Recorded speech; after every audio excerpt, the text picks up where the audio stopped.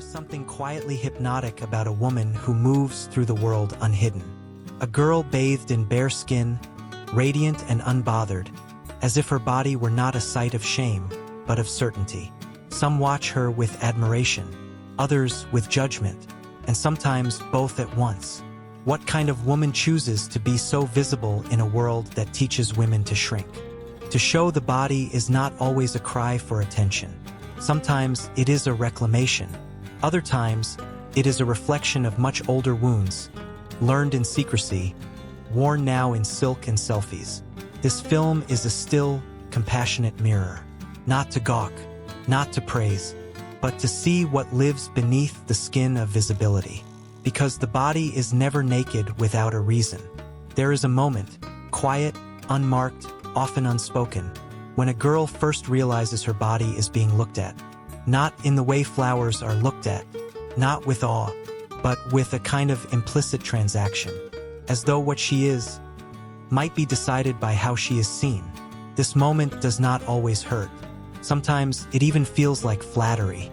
A lower lip bitten, a comment whispered, skin warmed under someone else's gaze. But later it is this same warmth that burns. This same attention that begins to weigh. It starts innocently. A teenager standing in front of her bathroom mirror, tilting her chin, holding her breath, wondering which expression makes her more worthy, and to whom. The mirror becomes the middleman between her and everyone she wants to impress, and everyone she grows afraid to disappoint. She doesn't yet know that her reflection isn't neutral, that she's not looking at herself. She's looking at how others might see her. It's called the internalized gaze. And once it enters, it rarely leaves. Because long before a woman ever chooses to show her body, she is shown what her body means. Some carry curves like a crown, others like a caution sign. Some are taught pleasure, others are taught shame. And yet, wherever she lands on this quiet spectrum of worth, she gets the message. Your body is your social currency. To be admired is to be safe. To be unseen is to risk erasure.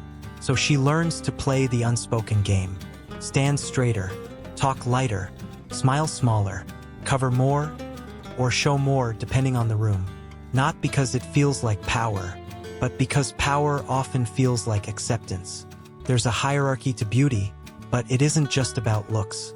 It's about harmony, about being readable, desirable but not threatening, feminine but not loose, confident but never loud. And so girls learn to perform something called effortless presence, to be beautiful in a way that appears accidental, to attract but never ask, to show but never need. This balancing act becomes the emotional blueprint for many women. To exist under the gaze is to live in performance. And eventually, performance starts to feel like personality. But beneath that perfect picture, the right poses, the filtered glow, the casual yet striking outfits, there is a constant negotiation. Will they see me for more than this? Do they want me? Or the silhouette of me? And perhaps most hauntingly, who am I without their eyes? The body becomes both mask and offering, a site of power and protection. Visibility becomes a shield because, in a strange way, it feels safer to be looked at than to be overlooked. A woman unnoticed learns invisibility as abandonment. So she learns to stay radiant, skin like a headline, chest forward, chin tilted, cropping her wounds out of frame. And when strangers stare, when compliments flood in like approval, she tells herself it's working. She is real. She matters. Visibility becomes proof she exists. But something soft begins to hollow in the silence between glances. The mirror grows louder than the voice within, and she starts trusting the reflection more than the girl behind it. Because here's the truth no one says. Being seen and being known are not the same thing. And in this fragile gap between display and depth, a woman begins to forget which one she really wanted. A girl does not wake up one day and decide the world should look at her. The urge to be visible is learned, layered, cultivated like fragile skin under sunlight. It happens gradually and long before she can make sense of it. It might begin in childhood. You're so pretty. For words, delicate as air, fall like petals at her feet. She doesn't know what pretty is. but she knows it makes grown-ups smile. She spins to hear it again. She laughs louder, tilts her head, smooths her dress. Each action a quiet experiment. Will they love me more when I look like this? At home, at school, in passing, her appearance is noticed before her ideas, praised before her questions, valued even before she learns how to value herself. Sometimes she is rewarded for looking a certain way, other times, punished. Don't wear that. It's too revealing. Cover up. There are boys around. How do you expect people to take you seriously like that? Girls are taught early that their presentation is a form of responsibility. Too much skin is danger. Too little, invisibility. And somewhere in between, they're supposed to find comfort. But comfort is not what young girls are taught to seek. They're taught to be desirable, approachable, not too loud, not too plain, not too difficult to frame in someone else's eyes. They are never told that this negotiation between self and spectacle, that this performance of prettiness, might follow them into adulthood. So the seeds deepen, and when adolescence arrives, when breasts form, hips widen, legs lengthen, so does the nature of attention. Street corners become theaters. A stranger's stare grows teeth. Compliments start to feel sticky, and yet, it lingers, this conflicted hunger, to be wanted, and to be safe. Girls learn to manage both danger and desire in the same breath.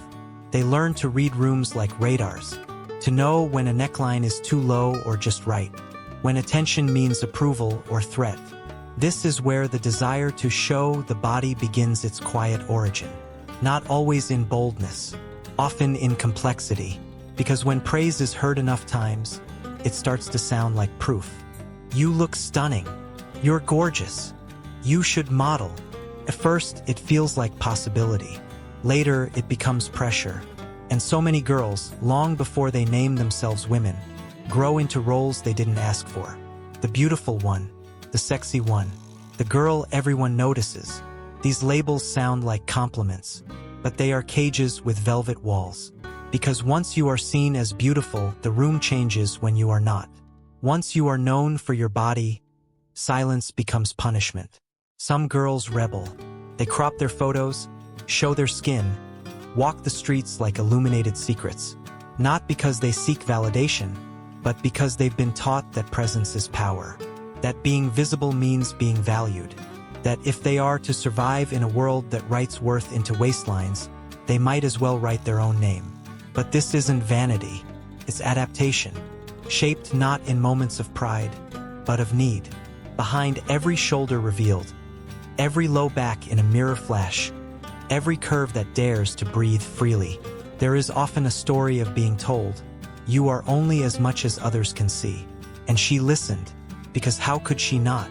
The human nervous system is not designed for popularity. It is designed for connection. But in a world where presence online is served on loops of validation, like stares, attention, our brains begin to confuse performance with belonging. And nowhere is this confusion more quietly apparent than in the way a woman relates to her own body. Psychologists use the term self-objectification. It occurs when someone begins to view themselves the way an outsider might. Not as a living being with memories and emotions, but as a thing, product, a performance judged always by lighting, angle, and appeal. For many women, this begins not with choice but conditioning. Days of being watched, years of being labeled, small moments that teach them, my appearance is the most valuable part of me. And the brain adapts, because that's what the brain does. In moments of fear or insecurity, the female nervous system often goes into tend and befriend mode, a stress response more common in women than fight or flight. Instead of running, she seeks closeness, regulation through bonding, soothes herself by soothing others, or by being attractive to them. Why? Because being wanted has always offered a strange kind of safety. To be desirable feels like protection, a way to avoid rejection, a way to control the chaos, to become the one who is chosen, rather than erased. There is comfort in knowing you're being looked at, even if it's hollow. It's in the brain chemistry, too. Exposure, whether on a screen, a sidewalk, or a party floor, can trigger the release of dopamine, the neurotransmitter of reward. A crop top post, picture at golden hour, a glance down a hallway. The attention returns a chemical hit, short and heady, not because it feels meaningful, but because it distracts from a deeper ache, the longing to feel loved. The same psychology underlies addiction, the soothing of absence rather than the pursuit of joy. So when a woman constantly feels a pull to display her body, not once but often, not for art but for affirmation, she is not chasing narcissism. She may be regulating pain. Sometimes her pain is invisible even to herself. Attachment theory offers another key. A woman raised with anxious attachment might equate presence with love. Eyes on her mean she is still in the room, still wanted, still relevant. The absence of attention feels like abandonment, so she becomes deeply skilled in the art of being seen. But this has a cost. Studies show that women dealing with high levels of self-objectification also report higher anxiety, lower self-esteem, and more distrust toward their intuition. They begin to monitor themselves constantly, thinking, how do I look when I say this? Should I stand like this? Did they stop looking at me? The consciousness splits. A woman begins to experience her life as both the subject and a spectacle. And though the world may applaud her confidence, something deeper begins to fray. Because attraction is not intimacy, and attention is not affection. And while the display of the body might offer a flicker of control, it can also deepen the disconnection she already carries. This is not about modesty versus boldness, not about right or wrong, but about understanding. Because when the act of showing the body trades autonomy for approval, it becomes a mask, not a mirror. And so behind the outfits, the filters, the familiar poses, there is often a woman asking the quietest of psychological questions. Will they see me enough to believe I am real? There are days when a woman puts on that dress, the one that hugs just right, sways in all the places she wants to be noticed, and she feels radiant. Not for anyone else, but for herself. She is the shape of sunlight and stillness. She is her own permission. But an hour later, walking into a room of strangers, she feels her heart retreat behind her ribs. I sweep over her, and suddenly the freedom she felt at home begins to feel like exposure, like threat, like maybe she miscalculated. She tells herself, this is empowerment, this is confidence, this is my body, my choice. And it is. But sometimes beneath that mantra circles a softer, harder feeling. Then why am I so afraid? Because for many women who love to show their bodies, there is a double mirror. In one, pride, in the other, shame. And the distance between them is exhausting. No one teaches you how to carry the heavy complications of visibility. The way one outfit can feel like self-expression until it's met with judgment. The way a confident photo online can gather praise and criticism and leave you feeling both full and empty by nightfall. The way even the most joyful exposure can reflexively be followed by a need to explain. I wore it for me. I posted it for me. As though claiming one's body still requires defense. But the truth is more layered than either defense or defiance. Because visibility doesn't exist in a vacuum. It exists in a society that has, for centuries, told women to be beautiful but also be careful. To dress up but not for attention. To celebrate their curves but not too loudly. To be proud but not provocative. So even in moments of full agency, the old tapes echo. Am I enough? Am I too much? What will they think of me, who don't know me at all? Psychologists call this ambivalent internalization. It happens when external validation is absorbed so deeply that it begins to conflict with one's own instincts. A woman may feel confident in her choice, but still wait for affirmation to make it feel safe. Because autonomy, while powerful, is not always immune to fear. Especially when fear was woven into her upbringing like thread. Maybe she was raised in a home where modesty equaled worth. Maybe she was called fast before she even knew what the word meant. Maybe the first time she wore a short skirt she was told she was asking for it, or learned that eye contact could be a risk. That desirability came with shadow, and still she chooses visibility, chooses lips outlined, shoulders softened in silk, waist uncloaked, not because she has no shame, but because she is trying to unlearn something. And unlearning is not linear. The shame often returns in silence. Late night, scrolling through comments. In a family gathering where an aunt whispers something sharp masked as concern. In hearing her own inner voice say, "You only feel good when people look at you," she tries to fight it, argue back, restate her reasons. But sometimes nothing silences shame, not even truth, because shame doesn't work through logic. It works through memory, through old classrooms, old stares, old wounds, until one day visibility becomes less about control and more about contradiction, like holding power in one hand and distrust in the other. And so the woman who bears her shoulders bears something deeper, too, her uncertainty. She doesn't always know who she's showing up for, herself, her past, her patterns. She just knows that when the neckline dips too low, or the eyes linger too long, part of her still wonders, would they listen to me if I were fully dressed in doubt? And isn't that the most human thing of all? To want to be seen, but also to be safe. There is a strange loneliness in being admired. It doesn't come right away. At first, it feels expansive. The compliments, the attention, the way strangers smile just a little longer. It's flattering. It's fun. Like walking through a hallway with your favorite song following you. But then, the music gets quieter, familiar, and then expected. And what once felt like warmth begins to feel like performance. The poses repeat. The captions all start to sound the same. The outfits change, the comments stay. She scrolls through her own photos and wonders, who is this girl I'm curating? And more quietly, is she still me at all? This is the quiet realization. It doesn't crash in. It drips, slowly over time, in minutes and mirrors, because eventually, every woman who builds comfort in being seen must face the question, what part of me are they actually seeing? The body is easy to praise. Its outlines are simple to understand. But the deeper self, the raw voice, the vulnerable wound, the complex contradiction, that often remains invisible. And so a strange disconnection grows. To be constantly seen, and yet deeply unknown, is a disorienting kind of exile. She looks through the messages again. Strangers telling her how they'd love her if given the chance. But she notices how none of them ask about joy. None ask what makes her feel safe, what she's healing from.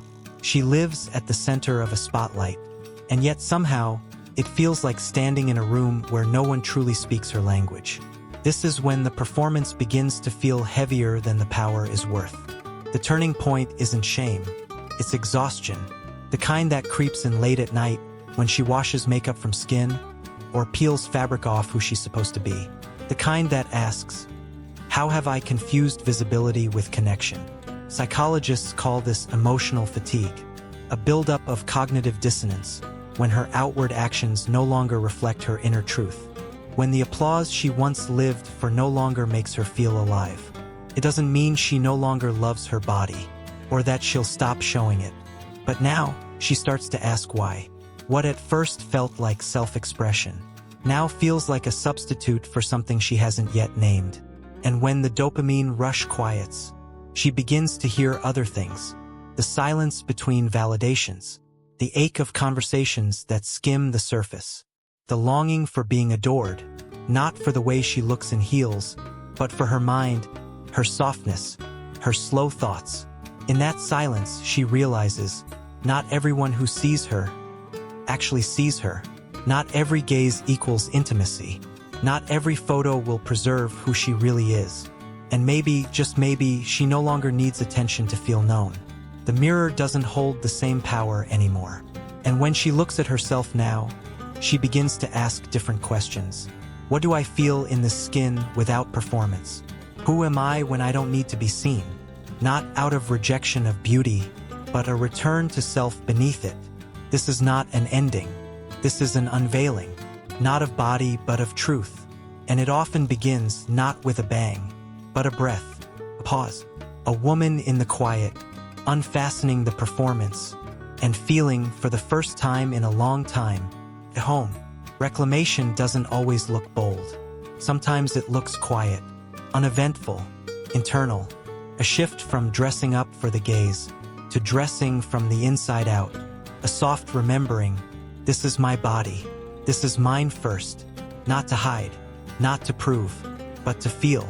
For the woman who has long performed presence, reclaiming herself isn't a single moment. It's many. A slow layering of awareness. A soft boundary reappearing around what used to be up for public opinion. She begins to notice things, how certain dresses feel like armor, how some photos, though beautiful, don't feel like truth, how her body feels safest in rooms where no one expects anything from it. She doesn't stop celebrating it. She doesn't stop showing skin. But now she notices her motives, can feel the difference between freedom and pattern. Where once there was instinct to display, now there is pause. Not to self-censor, but to choose. This is the turning point between being seen and being sovereign. It is the quiet claiming of selfhood after years of outsourcing it. And it rarely comes from confidence alone. It rises from discomfort, from fatigue, from a deep, almost cellular need to no longer be at war with the mirror.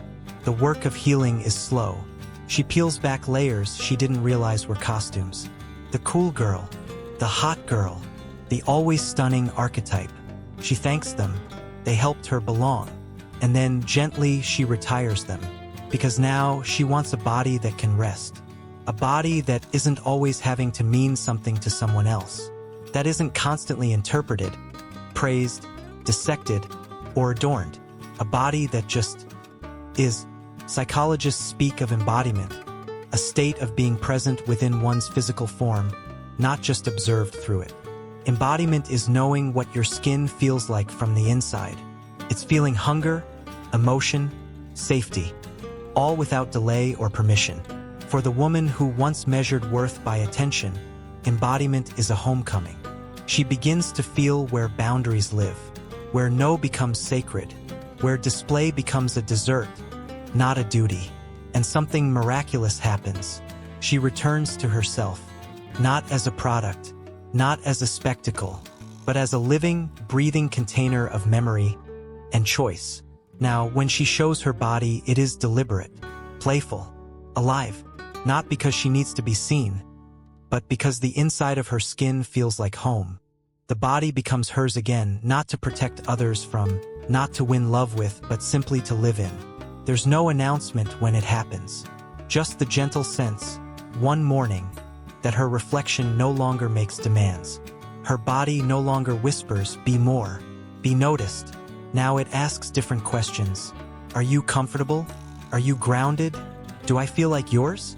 And she responds, with softness, with a different kind of confidence, quieter, more durable.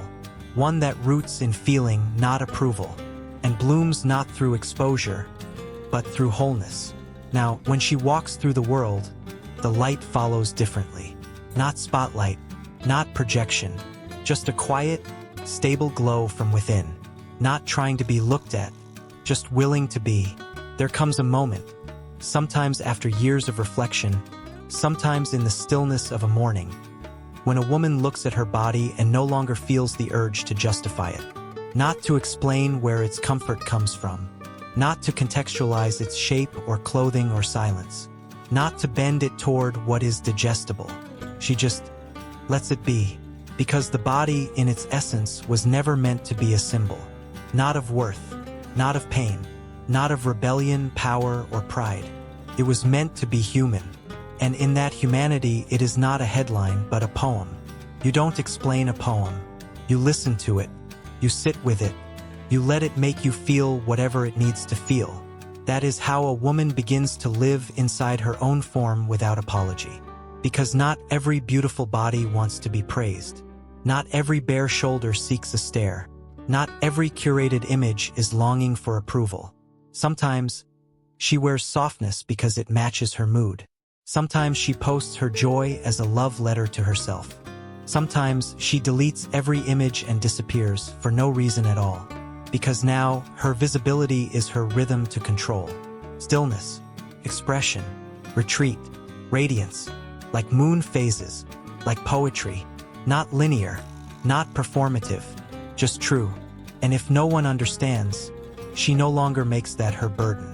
because over time she has come to realize being misunderstood is safer than being misused, and being privately free is often more nourishing than being publicly adored.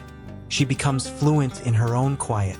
Her identity no longer translates through stares. It is held in how she breathes when no one is looking, by the quality of her friendships, by the way her body feels next to someone who does not need to own it. Touch has changed, so has clothing, but more than anything, so has her gaze. She no longer looks at herself to judge.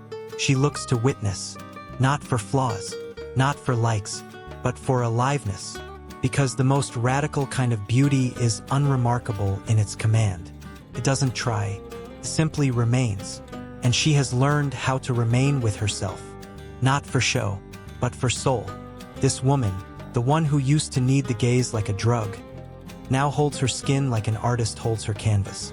Intimate, personal, in process, sometimes bold, sometimes invisible, always whole. And so the story ends quietly. There is no final post, no great unveiling, just a woman who once thought her body had to earn love, now loving herself enough to be unseen, or seen, but never defined by it, because the secret isn't in how much she shows, but in how freely she lives within what's hers. Her body is no longer a mirror or a message. It is a home, a poem, and finally, enough.